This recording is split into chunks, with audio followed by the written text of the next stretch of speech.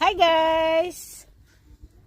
Ito, nakabili ako ng isang sakong mais. Alam niyo po ba kung magkano lang ito? $20 Canadian. Isang sako po siya. Kung bibilihin niyo po siya ng tingi-tingi, yung 8 piraso po nasa $10. So, yung isang sako po nabili ko ng $20.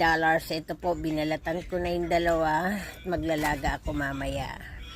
Mas mura po pagkasako-sako. Pag tingi-tingi po, mahal. Maano ng $10, ilang piraso lang. Ito po, ang dami kong nabili. Kain po tayo ng mais. Ang aking favorite. Pambulalo din po yan. Ipipreser ko yung iba para may pangbulalo ako. At pag nakikrave ako kumain ng mais, maglalaga lang ako. Okay guys.